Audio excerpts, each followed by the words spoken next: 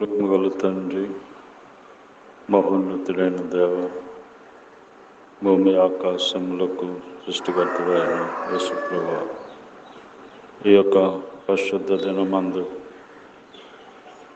ఉదయకాల సమయంలో మా ప్రభు రక్షకుడు మీ ప్రియకుమారుడైన యేసు ప్రభువారి పరిశుద్ధమైన జయం కలిగిన నామములో మీ నివాస స్థలమైన తేజోమయ నిలిచిన పరిశుద్ధాలయంలో చేరి మిమ్మలను పూజించడానికి రాత్రంతా కాపాడి మా ఆశని మా దినాలు పొడిగించి ఇచ్చిన నూతన దినాన్ని బట్టి, నూతన కృపను బట్టి వందనాలు స్తోత్రాలు చెల్లించుకున్నాం.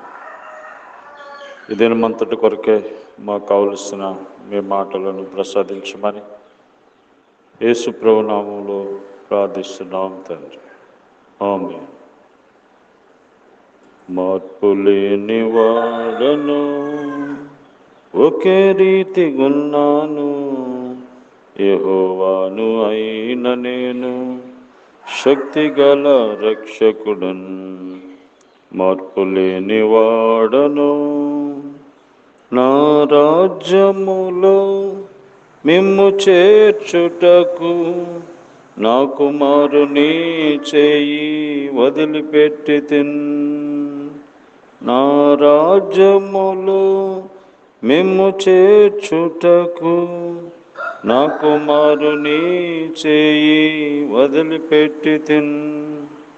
ఎన్నిసార్లు వ్యర్థమైన దానిని ప్రేమించి నా చిత్తమును ఎరుగకుందువా. ఎన్నిసార్లు వ్యర్థమైన దానిని ప్రేమించి నా చిత్తమును ఎరుగకుందువా. మార్పులేని వాడను, ఒకే రీతిగున్నాను, యెహోవాను అయిన నేను, శక్తిగల రక్షకుడున్. మార్పులేని వాడను, సృష్టికర్తనైన నేను నిన్ను రక్షించుటకు గెత్సేమనే తోటలో దుఃఖించితిన్. సృష్టికర్తనైన నేను నిన్ను రక్షించుటకు గెత్సేమనే తోటలో దుఃఖించితిన్. ఒక్కసారి తలచితివా నా కన్నీటిని, నాకు నీవు నేడు దూరమౌదువా. ఒక్కసారి తలచితివా నా కన్నీటిని, నాకు నీవు నేడు దూరమౌదువా. మార్పులేని వాడను, ఒకే రీతిగున్నాను, యెహోవాను అయిన నేను, శక్తిగల రక్షకుడన్. మార్పులేని వాడను, నా కొరకు నీవు ఏమి అక్కరలేదు, నీ హృదయము నాకు అర్పింపవా. నా కొరకు నీవు ఏమి అక్కరలేదు, నీ హృదయము నాకు అర్పింపవా. ఈ మంచి తరుణమును తృణీకరింతువా, ఈ క్షణమందే నన్ను మరుతువా. ఈ మంచి తరుణమును తృణీకరింతువా, ఈ క్షణమందే నన్ను మరుతువా. మార్పులేని వాడను, ఒకే రీతిగున్నాను, యెహోవాను అయిన నేను, శక్తిగల రక్షకుడన్. మార్పులేని వాడను. దేవుని పరిశుద్ధ గ్రంథమైన బైబిల్ నుండి ఈ దినము దేవుని యొక్క వాగ్దానము, ఇర్మియా గ్రంథము 30వ అధ్యాయం. ఇర్మియా గ్రంథము 30వ అధ్యాయము 17వ వచనం. వారు ఎవరునూ లక్ష్య పెట్టనని సియోననియు విలువబడిననియు నీకు పేరు పెట్టుచున్నారు. అయితే నేను నీకు ఆరోగ్యము కలుగజేసేదను, నీ గాయములను మాన్పెదను. ఇదే యెహోవా వాక్కు. అయితే నేను నీకు ఆరోగ్యము కలుగజేసేదను. దేవుడు మనకి ఆరోగ్యమును ఇచ్చేవాడు. నీ గాయములను మాన్పే దేవుడు. ఈ భూమి మీద ప్రతి మనిషి అనారోగ్యముతో, గాయములతో, శరీరంలో ఏదో ఒక అనారోగ్యంతో బాధపడుతున్నారు.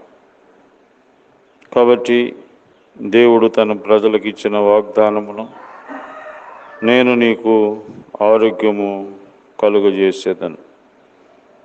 దేవుడు మనకి ఆరోగ్యము ఇవ్వాలంటే మనము ఏమి చేయాలి అనంటే, మలాకి గ్రంథము 4వ అధ్యాయం. మలాకి గ్రంథము 4వ అధ్యాయంలో నీతి సూర్యుడైనటువంటి దేవుని రెక్కల కిందకి మనం రావాలి.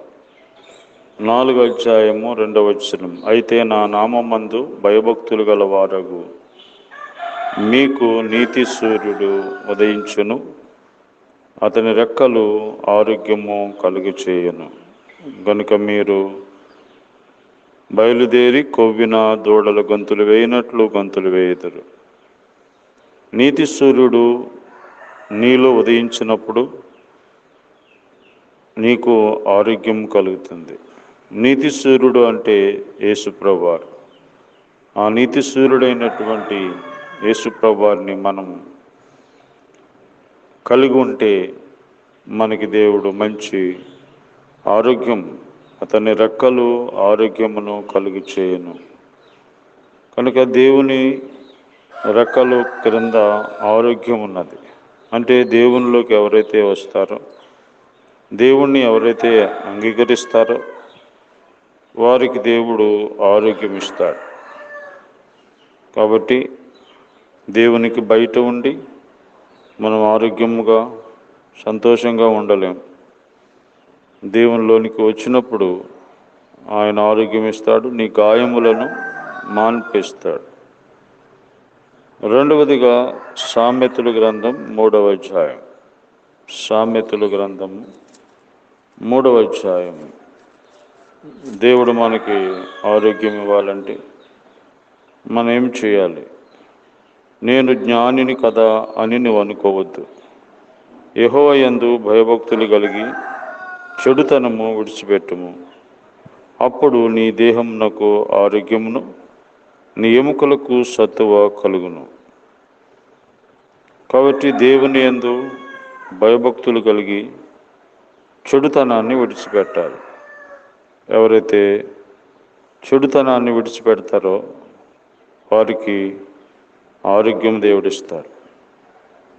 మానవ జీవితంలో చెడుతనం ఉన్నంత వరకు మనిషికి ఆరోగ్యం ఉండదు. అసలు చెడుతనాన్ని బట్టి మనిషి అనారోగ్య పాలయ్యాడు. ఎముకలలో కూడా సత్తువ లేదు. కొంచెం పడితే ఎముకలు ఇరిగిపోతున్నాయి. అంటే మానవుని యొక్క సత్తువ, మానవుని యొక్క బలము తగ్గిపోతుంది.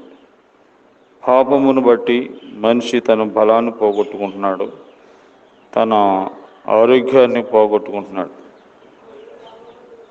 కాబట్టి త్రాగుడు, మరి ఇంకా చెడు వ్యసనములు, చెడు అలవాట్లు, ఇవన్నీ మనిషికి ఉన్నటువంటి ఆరోగ్యాన్ని పోగొడుతున్నాయి. కాబట్టి అందుకనే దేవుడు అంటున్నాడు, నువ్వు జ్ఞానిని కదా అని నువ్వు అనుకోవద్దు.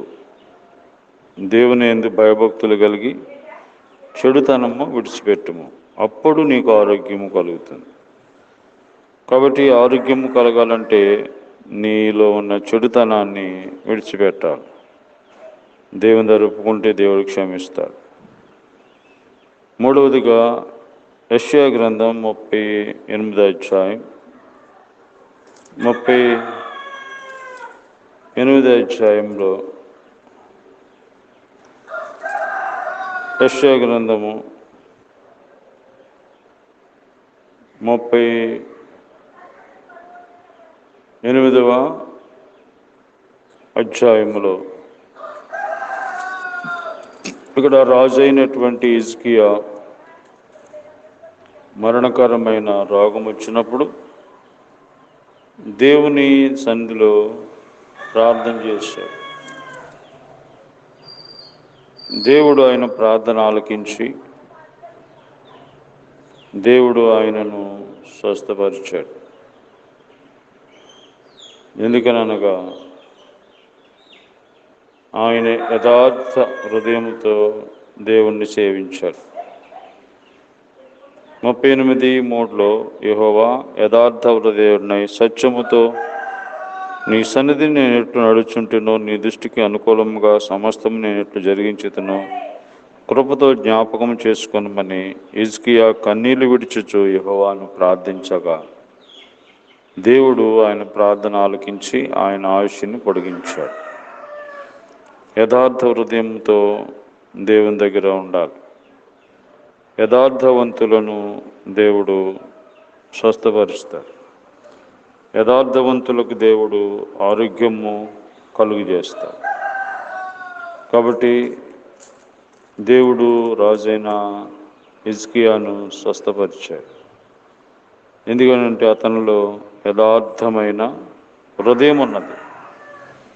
కాబట్టి దేవుని యొక్క వాగ్దానము, నేను నీకు ఆరోగ్యము కలుగు చేసేదను అనే వాగ్దానం నెరవేర్చబడాలి అంటే నీతి సూర్యుడైన యేసు ప్రభువారు నీలో ఉదయించాలి.